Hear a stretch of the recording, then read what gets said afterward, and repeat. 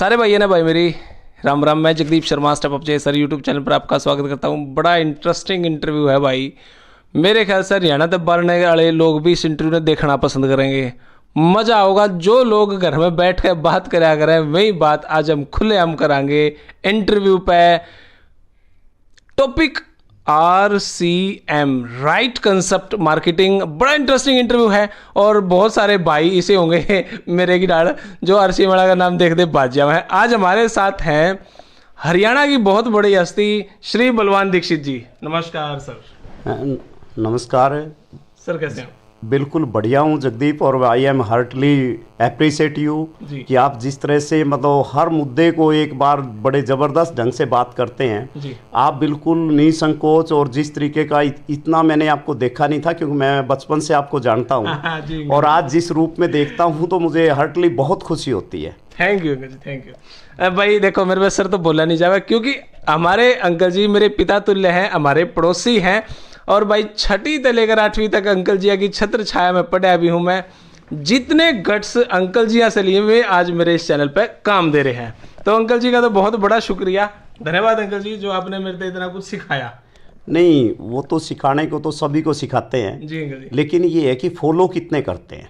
आपने बड़े अच्छे से जिस तरह से आप बेझिझक और बेबाक जब बोलते हैं, तो जब मैं आपकी चैनल के ऊपर जो है वीडियो देखता हूँ तो शायद मुझे इतना एहसास होता है कि रियल में अगर इन्होंने फॉलो अप किया है पूरा जो है गाइडलाइन जो भी दी थी, जिस तरीके से ये हरियाणवी लहजे के अंदर जिस तरह से टाक करते हुए और किसी से निसंकोच और बेबाक जब आप पूछते हो, तो मैं आप पास में नहीं होते और आज पास में है तो मैं आपकी पीठ थपथपा सकता हूँ। आज मुझे अच्छा लग रहा है। मुझे ये जाता है कि मैं किस तरह से इस बच्चे का शुक्रिया अदा करूँ कि ये बहुत आगे बढ़ेगा। मेरी ब्लेसिंग आपके साथ है। थैंक यू अंकल जी।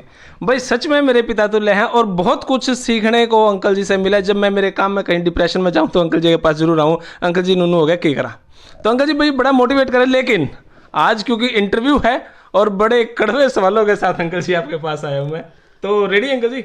मैं रेडी हूं। सवाल कभी भी कड़वे नहीं होते, उसका देखने का नजरिया अलग हो सकता है। एक आदमी को वही सवाल बहुत अच्छा लगता है और एक आदमी को वही सवाल दूसरे तरीके से शायद इतना अच्छा ना लगे। आप जो भी पूछे वो अंकल जी, गुरु जी, इन चीज़ों से ऊपर उठ के बिल्कुल आप जो चीज़ पूछना चाहते हैं, जितनी तक मेरे को नॉलेज है मैं उसका पूरे अच्छे ढंग से जवाब देना चाहूँगा। और आप इस तरीके से पूछे कि बिल्कुल आप जो चीज़ जानना चाह रहे हैं मेरे से वो मैं बताने के लिए तैयार हूँ। अंकल जी शुरुआत करांगे। जब हम इकट्ठे यहाँ पे रहने लगे, आप यहाँ पे आए, तो उस टाइम पे अंकल जी स्कूल में आया जाया करते, टीचर थे, साइकिल पे आते जाते थे और भाग दौड़ में ट्यूशन पढ़ाना, और वो बिल्कुल डाउन टू अर्थ, बिल्कुल एक एक चीज़ जो आपने महसूस करी, ये जो 20-21 साल आपने MLM में लगाए हैं, उस जीवन से आज के जीवन में आना कितना आपने यूँ लगा, कितने एफर्ट्स होंगे? बस लोग याद जानना चाहो थोड़ी छोटी सी। देखिए, मैं बिल्कुल किसान का बेटा हूँ और मैं गांव में पैदा हुआ। कोई बहुत बड़े सपने तो नहीं कहूँगा, लेकिन इतना ज़रूर था कि जब मैं पढ़ता था तो मुझे एक बड़ा दर्द होता था जब मैथमेटिक्स को टीचर हटके मुड़ के दोबारा फिर से समझाते थे, तो मेरे को एक बड़ा दर्द होता था कि मेरे को मास्टर लगने दे। मैं ऐसे बोलता था हरियाणवी में, मैं बताऊँगा कैसे पढ़ाते हैं। लेकिन मैं उस परमपिता परमात्मा का, अल्लाह का, वैगुरु का शुक्रिया रहा कि 21-22 साल की उम्र में मैं साइंस मास्टर लगा।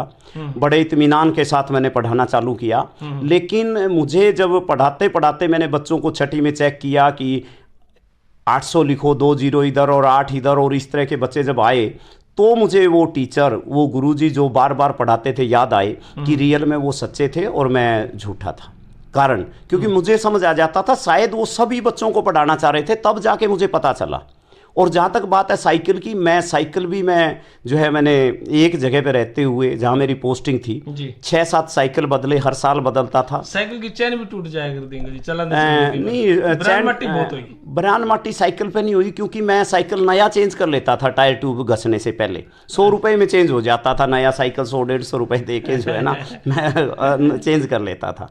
और जहाँ तक बात है कि आप कह रहे हो कि बिरान माटी की, हाँ। मैं हर अवस्था में घंटी बजाने में भी बहुत मज़ा आता था। और उसके बाद मैंने जींद आके 2 कमरे बनाए और मैंने आगे ये बनाया कि मैं ट्यूशन पढ़ाऊंगा, और ट्यूशन पढ़ाया। ट्यूशन पढ़ाते पढ़ाते मेरे पास पैसा आता था, मैं खर्च नहीं कर पाता था उसको, वो जेब में ही था, 100-200 ऐसा लगता था भरे हुए हैं, लेकिन वो कोई पैसा नहीं था, बस ये था कि उसको बारे में जानकारी नहीं थी।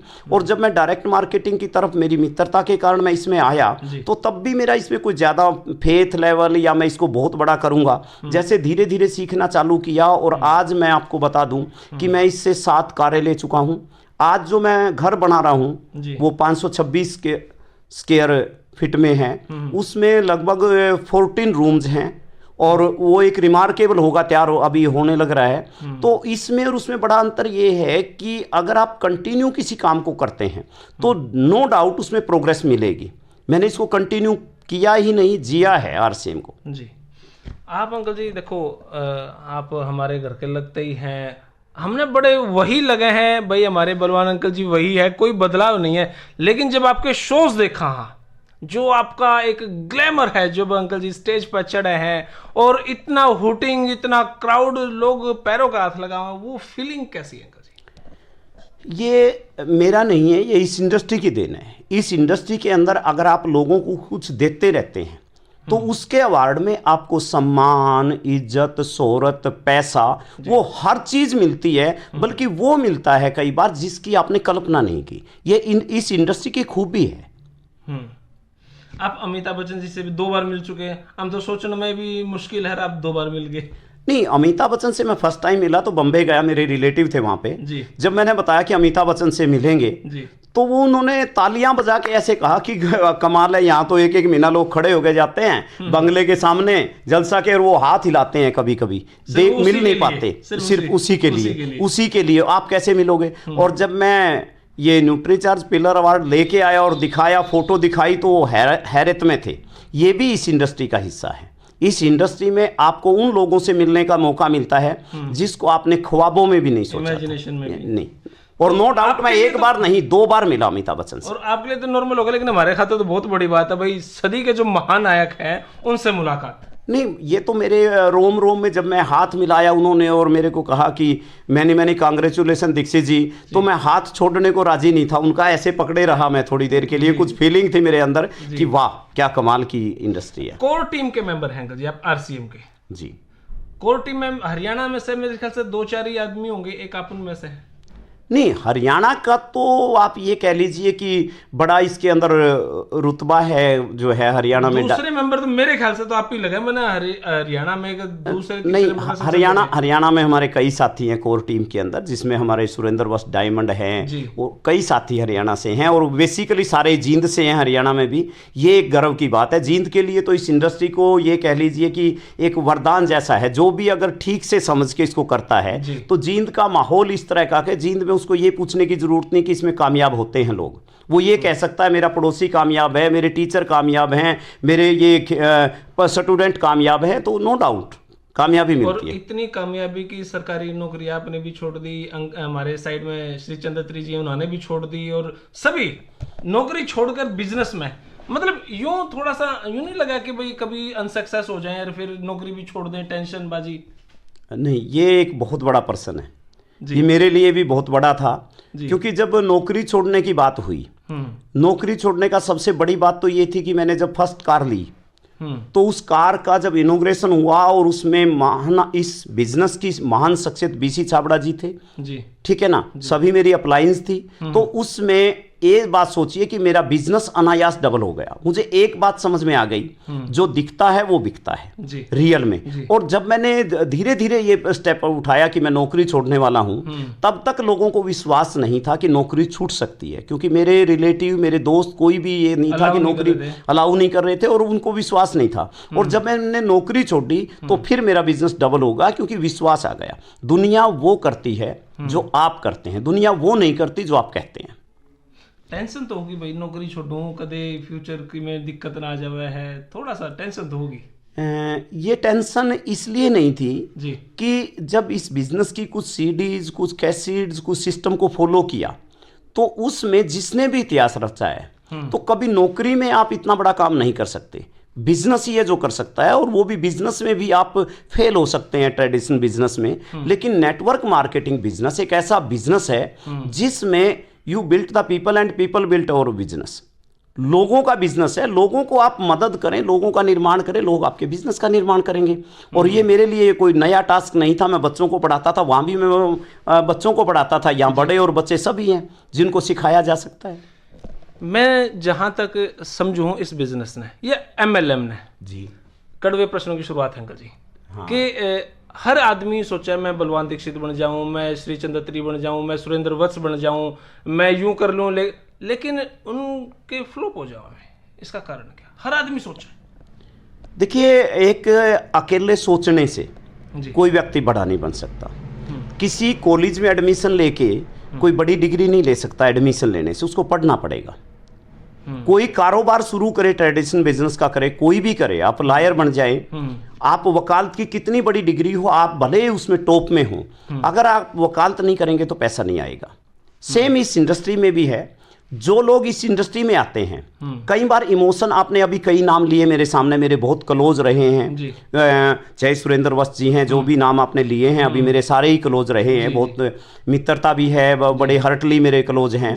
लेकिन मैं एक चीज कहूंगा कि जो लोग हमारे साथ कंटिन्यू रहे, जिन्होंने धैर्य रखा, धैर्य से काम लिया, ऐसा नहीं कि कई बार ऐसा दौर आता है कि ये लगता है कि मैं आज छोड़ दूं, राइट?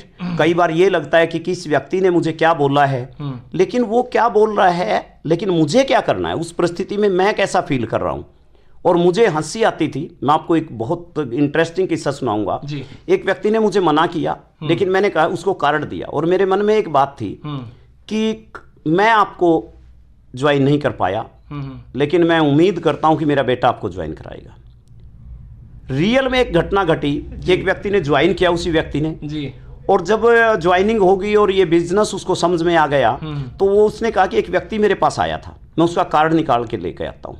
जब वो कार्ड लेके आया तो उस पर और कोई नाम नहीं था, उस पर बलवान दीक्षित था। और मैंने ऐसा सोचा कि काश अगर आज मेरा बेटा भी इसको ज्वाइन नहीं कर पाएगा किसी को, या मेरे साथ कोई नहीं आएगा, मेरे बेटे के साथ भी नहीं आएगा, मैं गारंटी देता हूँ नेटवर्क मार्केटिंग इंडस्ट्री और उसमें भी RCM बिजनेस इतना साधारण और सिंपल, अगर उसको ठीक से समझ लिया जाए, राइट, तो कोई भी व्यक्ति इसमें असफल होने का सवाल ही नहीं होता। असफल होना इसलिए होते हैं कि वो बिना करे सक्सेस पाना चाहते हैं, सक्सेस पाना चाहते हैं।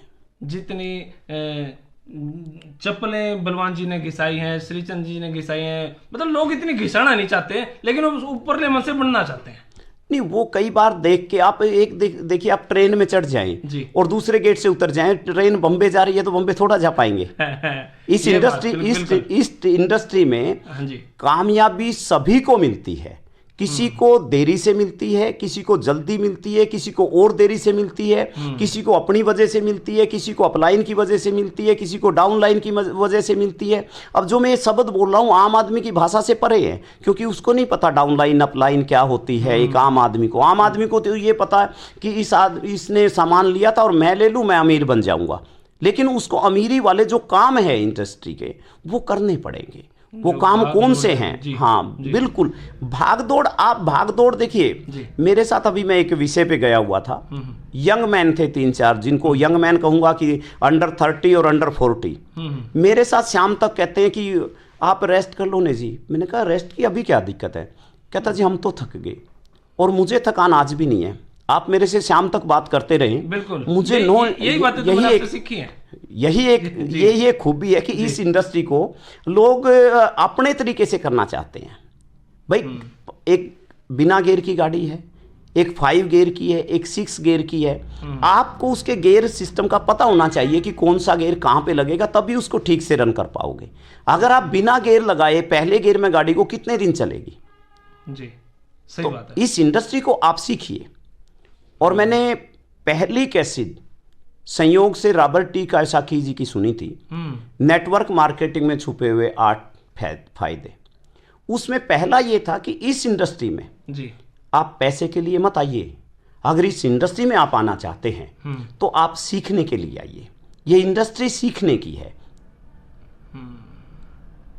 अच्छा अंकल जी, मतलब लाखों लोगों में से एक आदमी ही सक्सेस हुआ है, ऐसा क्यों? मार्केटिंग इतना टफ सब्जेक्ट क्यों है? मैथमेटिक्स हमको आ सकती है, मार्केटिंग नहीं आई, इतना टफ सब्जेक्ट कैसे हो गया मार्केटिंग आपके होते हुए? हाँ रियली ये भी एक मार्केटिंग, क्या कोई भी सब्जेक्ट आप ले लीजिए, लाखों में से एक ही लोग सक्सेस? नहीं, लाखों में से तो नहीं, ऐसा तो नहीं, लाखों में से जी। इस इंडस्ट्री में अब जो सक्सेस रेशो है, मैं आपको बता दूं जानकारी के लिए, अब सक्सेस रेशो इंडिया में वर्ल्ड में नंबर 1 का सक्सेस रेशो है। इंडिया का वाई?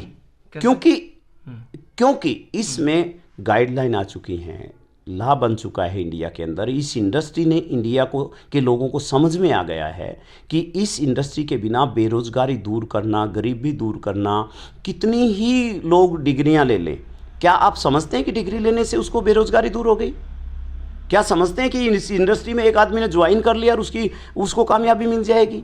उसको वो काम करना पड़ेगा जो इसके लिए जरूरी है। आप पानी को कभी भी 90 डिग्री पे उबाल नहीं सकते, 100 डिग्री आपको उसको देनी पड़ेगी हीट, जो है 100 डिग्री पे ही उबलेगा।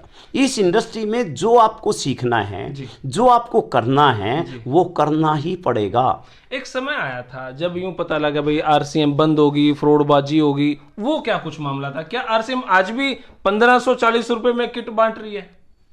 नो, देखिए वो समय मैंने खूब जिया है जी। उस दौर में भी मेरे चेहरे पे रौनक रही है जी। मैं उस समय भी एक बात कहता था कि हम धैर्य से काम ले।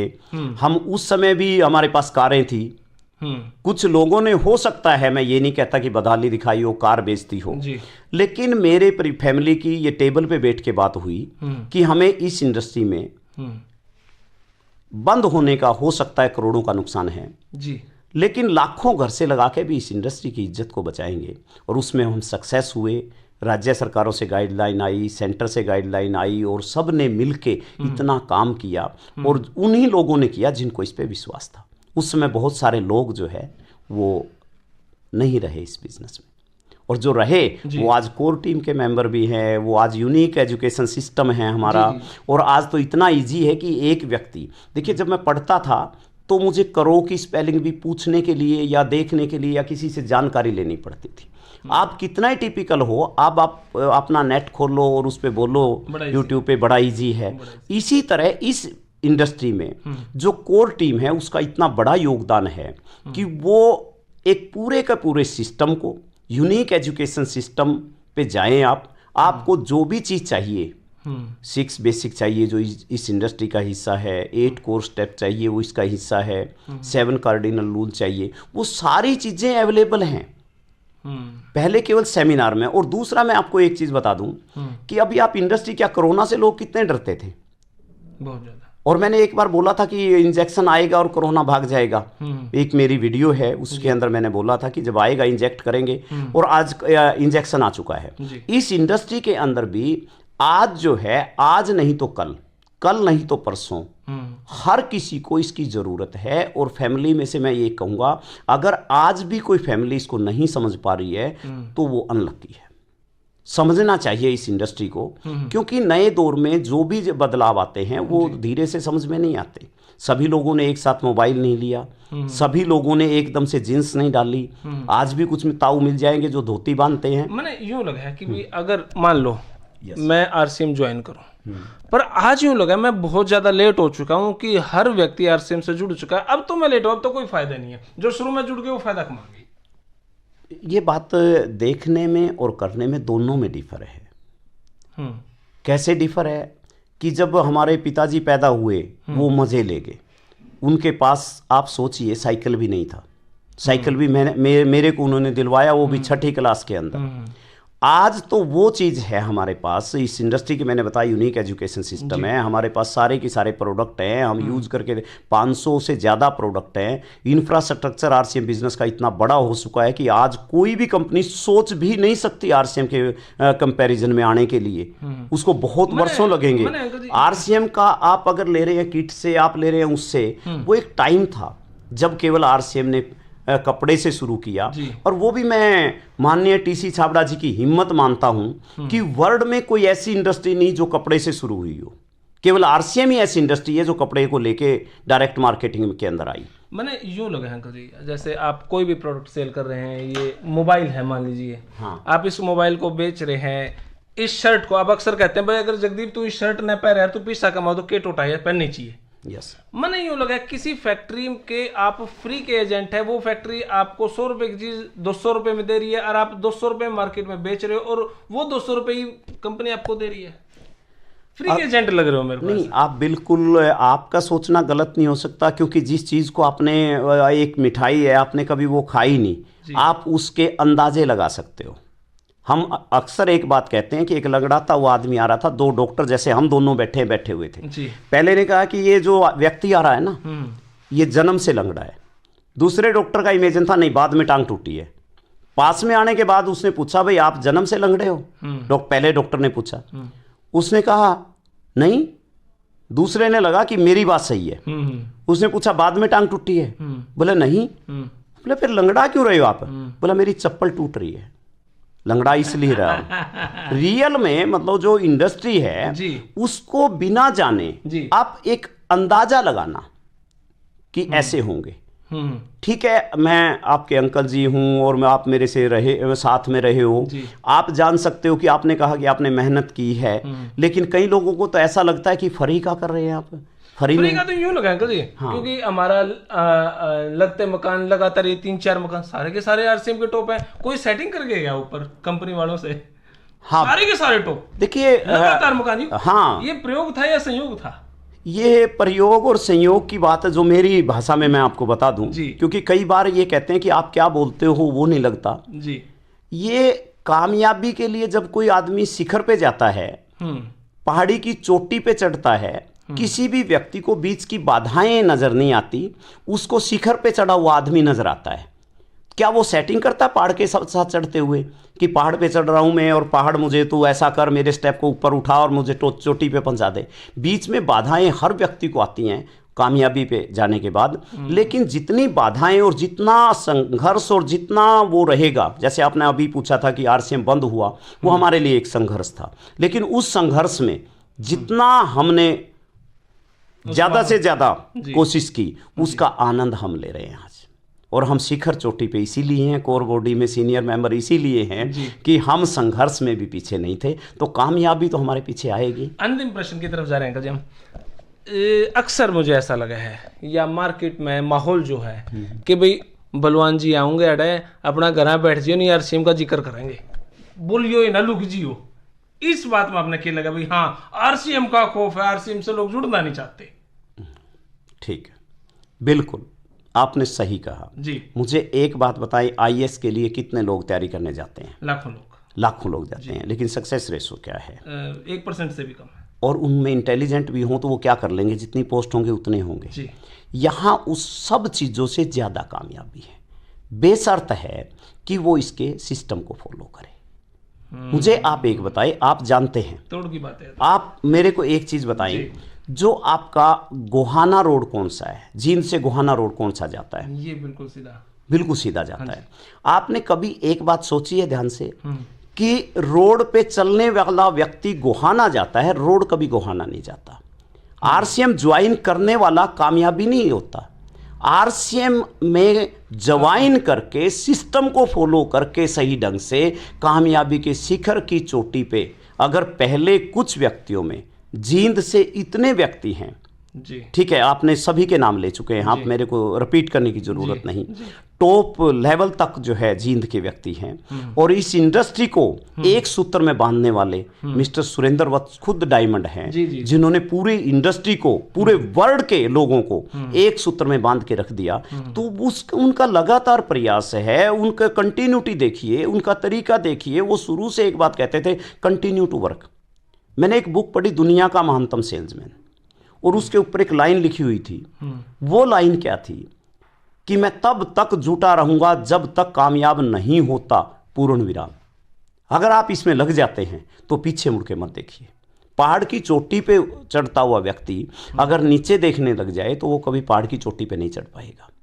रियल में आगे बढ़ते रहिए, आपको यहाँ आपके अपलाइन आपको आगे बढ़ाने के लिए तैयार हैं, इंडस्ट्री आपको बढ़ाने के लिए तैयार है। मैंने अभी बताया कि आरसीएम का आज किस किस फील्ड का जिक्र करूँ मैंने इंफ्रास्ट्रक्चर आपको बता दिया, विजन आरसीएम के जो फाउंडर है उनका विजन कितना बड़ा है, आरसीएम की जो कोर बॉडी है वो दिन रात हर एजुकेशन सिस्टम के लिए काम कर रही है। आप देखिए कोरोना के टाइम में जितने लीडर हम 20 वर्षों में पैदा नहीं कर पाए, हमने इस इंडस्ट्री के अंदर जो सबसे बड़ा कोरोना सबके लिए सेम था।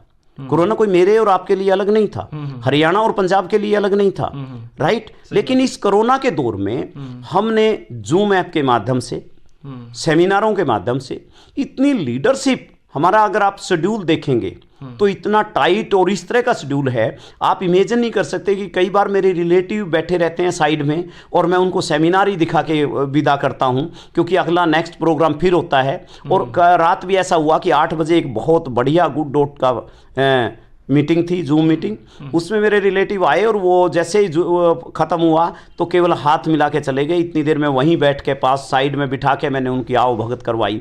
और रियल में हमारा इतना लगाव है, आप कहते हो कि आप जहाँ जाते हो आरसीएम का जिक्र करते हैं, मुझे एक बात बताइए, बिना जिक्र किए मैंने एक लाइन बोली, हमारे माननीय मुकेश कोठारी जी जो यूनिक एजुकेशन सिस्टम के चेयरपर्सन जी, वो एक बात बोलते हैं कि जो दिखता है वो बिकता है, और बिकता उसका है जो बार बार बोलता है, राइट। क्या बात। तो आरसीएम, हमारा नाम ही आरसीएम हो गया, बलवान दीक्षित, तो आपको पता है जी, राइट। कुछ भी ना समझ में आए तो एक ही बात रहती है कि वो आरसीएम वाले, राइट। बिल्कुल बिल्कुल। तो आरसीएम से तो हमारा अगर जैसे कई प्राउड की बात है, फिर तो हमारे लिए गर्व की बात है भाई, आरसीएम ही तो है जिसके कारण आज इतनी गाड़ियां हैं, जितने इतना सारा सम्मान है, आरसीएम तो है, इतना प्यार है एक दूसरे से, आरसीएम तो है जो आज आप मेरे से इंटरव्यू ले रहे हैं। अब बीइंग ए टीचर आपने कभी इंटरव्यू नहीं लिया, कितने टीचरों का आप इंटरव्यू लेते हैं? नहीं, किसी का नहीं लेते। तो आरसीएम के अंदर वो दम है।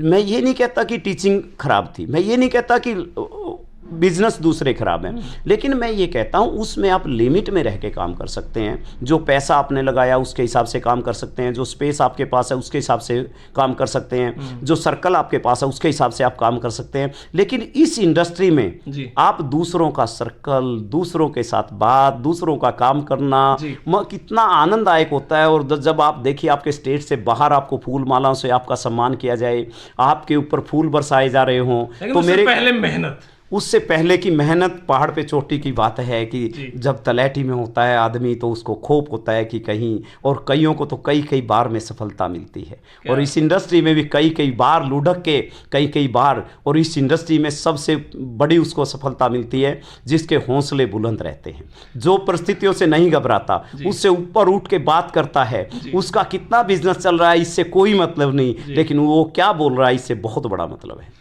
अंकल जी, आप इतने बड़े ओहदे पे हैं, हरियाणा पूरे वर्ल्ड लेवल पे आप जा चुके हैं। कई बार ऐसी स्थिति आती है, ये मोटिवेशनल पूछ रहा हूँ मैं, कई बार ऐसी स्थिति आती है कि भाई इतना कुछ पाने के बाद भी कुछ मोमेंट ऐसे होते हैं कि आप डिप्रेशन में चले जाते हैं, थोड़ा सा बैकफुट पे हो जाते हैं, थोड़ा सा यूं लगता है यार मैं परेशान हो गया, डिमोरलाइज होते हैं, तो मोटिवेट खुद को कैसे करते हैं आप? ऐसा होता है कि नहीं, पहले तो ये बताएं आप। नहीं, बिल्कुल होता है।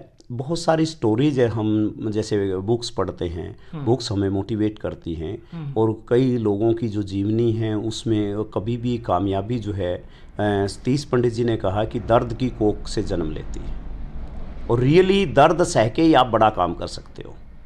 आप कोई भी अगर माँ हैं, बिना दर्द के पुत्र को जन्म नहीं दे सकती, और दर्द भी उसका इतने डेसिबल होता है कि उसमें आदमी की जान निकल जाए, लेकिन उसकी जान नहीं जाती, क्योंकि उसको एक खुशी होती है, उसका एक मकसद होता है, उसके पास एक चार्म होता है कि मैं इतना कुछ पढ़ने के बाद आपके पास बहुत कुछ है, फिर भी हमें तो लगता नहीं कि भाई आप कभी डिप्रेशन में, टेंशन में होंगे। होता है ऐसा भाई? आपको लगता है भाई आज तो कुछ टाइम तो ऐसा डिप्रेशन होती थी, हम अपने आप को ऐसे मोटिवेट करते थे? नहीं, मैं कई बार मेरे पास तो कई बार परिस्थितियाँ आई, हर तरीके से आई, पारिवारिक भी ऐसी आई कि मैं बहुत ज़्यादा उसको बयान भी नहीं कर सकता मैं, क्योंकि बयान करता हूँ तो मैं बोल नहीं पाऊँगा। इस तरह के मेरे पास कई चैलेंजेस आए। उन सभी चैलेंजेसों में जब मैं कई बुक्स के अंदर मैंने पढ़ा कि सबसे पहले आप जब भी आप कोई चैलेंज आपके पास है तो धैर्य रखें। दूसरा, उसके बाद जो है आप बदहाली ना दिखाएं। भाई अगर मैं रोता रहूं किसी काम को लेके किसी के पास बैठ के, तो मुझे एक बात बताओ, अगले जो पर्सन है वो मुझे रोते हुए कितनी बार सुन पाएगा? अगर मैं स्माइल कर रहा हूँ शायद वो मेरे पास दोबारा भी बैठे, अगर मैं बार बार उस चीज़ का जिक्र करूँगा तो वो मेरे पास क्यों बैठेगा रियल में। और दूसरी, मैं एक चीज़ और लाइन मैंने पढ़ी थी कि आपका कद भले ही छोटा हो लेकिन कदम बड़ा रख सकते हैं आप। इसका मतलब क्या है कि आपके जो हालात कुछ भी हैं उससे ऊपर उठ के आप आगे बढ़िए। इन सभी चीज़ों ने मुझे मोटिवेट किया और ये हमेशा जो है मैं अपने आप को सेल्फ मोटिवेट रहा हूँ, क्योंकि मेरी फैमिली में मैं बड़ा होने के बाद मैं जन्म से डिप्रेशन में भी खुद रहता था और मोटिवेट भी खुद होता था। मेरी मैरिज बहुत अर्ली हो गई, 10वीं करते मेरी मैरिज हो गई। मेरा बेटा है, मैं बीएससी सेकेंड ईयर का स्टूडेंट था, सुनील दीक्षित, जब मेरे जो है पैदा हुए। तो ये देखिए कि मैं डिप्रेशन में तो बहुत सारी चीज़ें रही हैं, लेकिन मैंने किसी दूसरे का कंधा लेके रोना नहीं सीखा। मैंने खुद को ही ये समझा, रोता भी अकेले में हूँ और फिर मोटिवेट भी खुद होता हूँ। अभी फ्यूचर का प्लान क्या है? फ्यूचर का प्लान देखिए, मैं जिस फ्यूचर के प्लान की मैं बात करूँ जी, कई लोग मेरे पास, जब मैंने बच्चों को इस बिज़नेस में लिया तो बच्चों को बिज़नेस में लेते ही मेरे पास ये था कि अगर क्योंकि ये आप पूरा इंडिया देखता है तो मैं हरियाणवी ज़्यादा यूज़ नहीं करना चाहता, फिर भी कई बार मुझे लगता है कि ये ज़रूरी है। जब मैंने बच्चों को साथ में लिया तो मैंने अपने कानों से बैकफुट पे बोलते हुए सुना, आप तो मरेगा बच्चों को भी मारेगा। इस बिज़नेस में आरसीएम में लेके मैंने दोनों बच्चों को आरसीएम में लिया।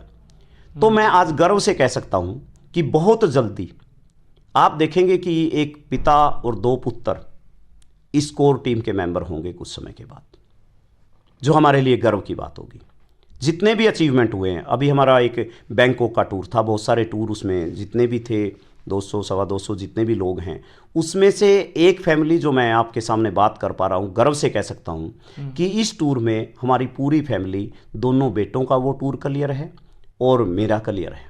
तीनों का, अगर किसी का, मुझे दूसरे की कोई जानकारी नहीं है इतनी, लेकिन मैं ये मानता हूं कि इंडिया के अंदर केवल एक ही फैमिली है जिसके तीनों के 3 टूर क्लियर है। क्या बात है, वाह जी अंकल। अभी 20वीं एनिवर्सरी में अभी जो फर्स्ट वीडियो जो लॉन्च हुआ था और इस एनिवर्सरी को 15 लाख लोगों ने देखा है। ये आरसीएम बिजनेस कोई साधारण बात तो रही नहीं है, आम आदमी के लिए साधारण हो सकती है, लेकिन मैं ये कहूँगा कि इसको अगर अगली नज़रों से देखा जाए जी, तो जब अभी आज भी शाम को 24 तारीख है, आज सुरेंद्र वस्त जी की एक जूम मीटिंग है हमारे साथ, और वो उसमें एक खुलासा करते हैं कि अगर हम इससे भी कम स्पीड से रहे 2037 के अंदर हम पूरे वर्ल्ड के अंदर नेटवर्क मार्केटिंग इंडस्ट्री के अंदर 1 नंबर पे होंगे। अगर हिंदुस्तान इस इंडस्ट्री पे 1 नंबर पे होगा तो इसकी बहुत सारी गरीबी की धुलाई और बहुत सारी बेरोजगारी की धुलाई अगर कोई करेगा तो नेटवर्क मार्केटिंग ही करेगी। चलो, बहुत बहुत शुक्रिया अंकल जी, बहुत बहुत शुक्रिया।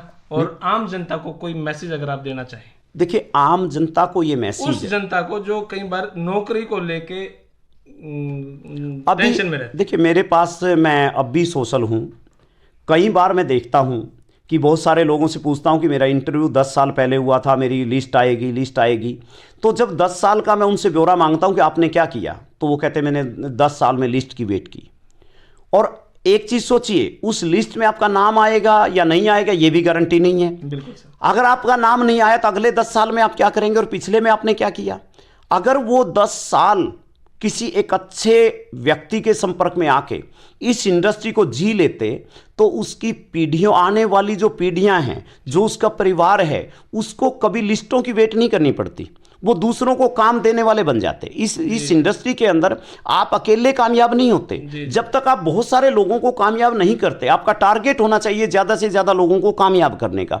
जब आप काफ़ी लोगों को कामयाब करते हैं तभी आपको कामयाबी मिलती है। इस तरह नहीं कि आप अकेले को कामयाबी मिल जाएगी, ये कोई इंडिविजुअल वर्क नहीं है, ये टीम वर्क है। और टीम वर्क तभी सक्सेस होता है जब आप टीम के साथ चलें। मेरा मानना है कि हर व्यक्ति जो पढ़ा लिखा है उसको पार्ट टाइम में इसको अपनाना चाहिए।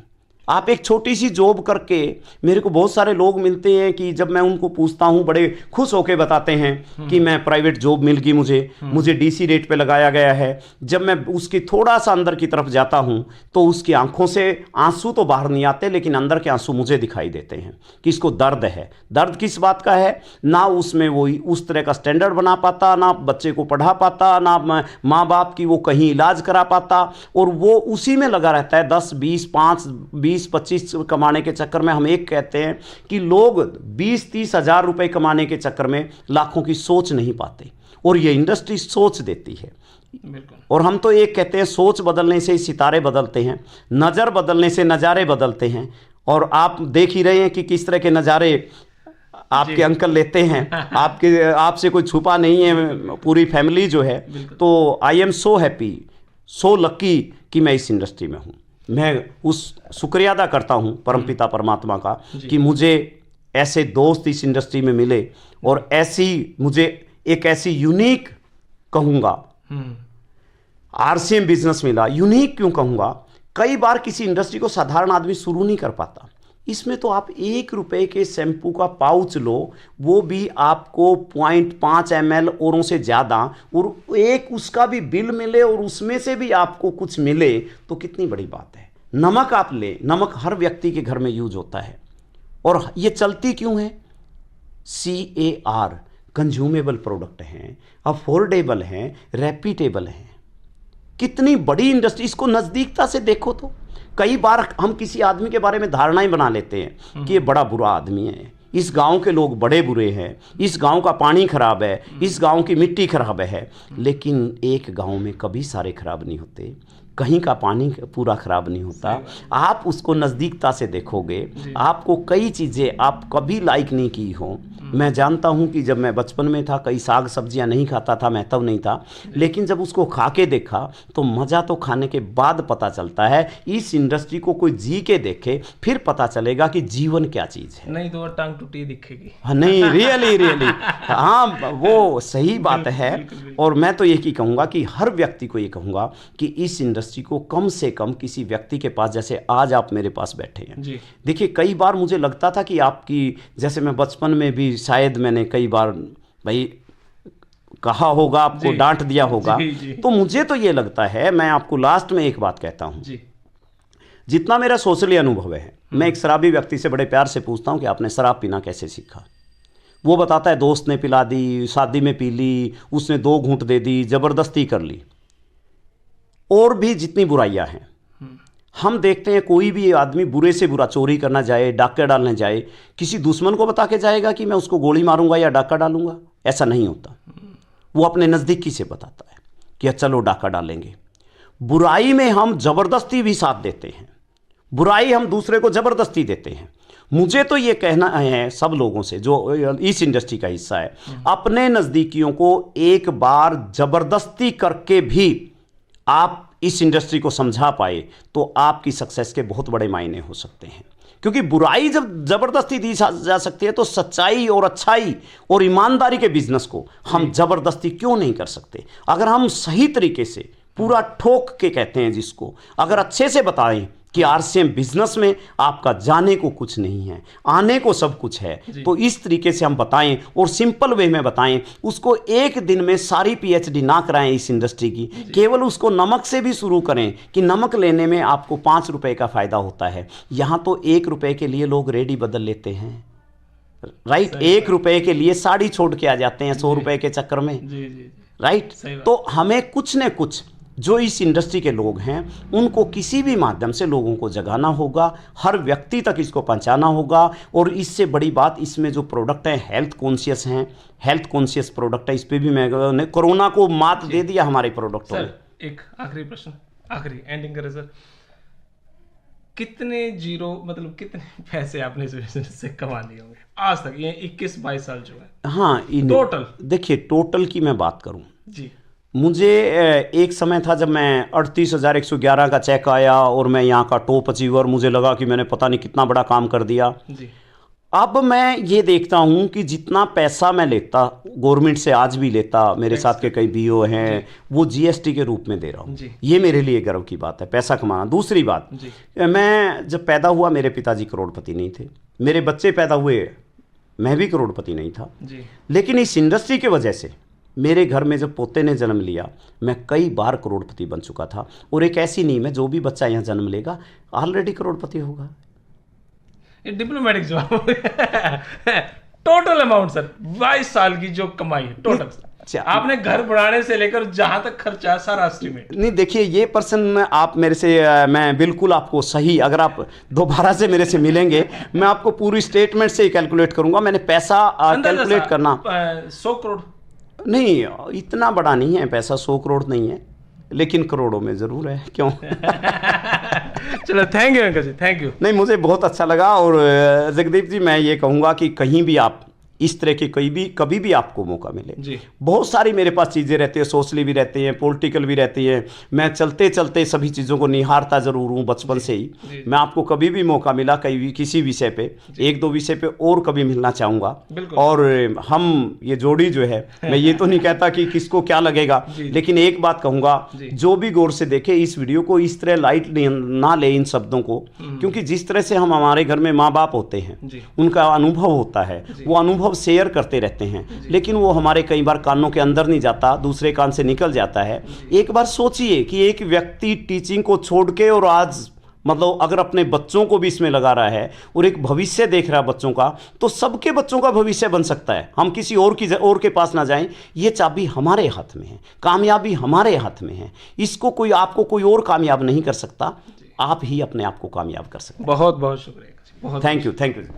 तो भाई ये था इंटरव्यू हमारे बलवान दीक्षित जी का और कोर टीम के मेंबर। और सच में क्योंकि मैं लगते ही मकान है मेरा, और यहाँ तक आज तक हमने पड़ोस ने किसी ने आज तक यूँ नहीं लगा कि इनके अंदर जो यहाँ पे आरसीएम का बिजनेस कर रहे हैं करोड़ों में कमाई है, कोई इनके अंदर पर्सनल एटीट्यूड आ गया होगा, ईगो आ गया होगा ना। सिंपल लिविंग, हाई थिंक, शुरू से आखिर तक यही सोच थी। अब बाहर लोग कितनी इज्जत करते हैं ये तो भाई वीडियो के सेमिनार्स में भी देख सकते हैं, और बहुत कुछ मैं तो खैर कई बार गया भी हूँ। यह वीडियो हमने किसी लगी, जितने कड़वे सवाल थे के कड़वे तरीके से पूछ पाया पूछ लिए भाई। आपने यह वीडियो किसी लगी, नीचे कमेंट बॉक्स में अपनी राय दे दीजिएगा। तब तक के लिए धन्यवाद। जय हिंद, भारत माता की जय।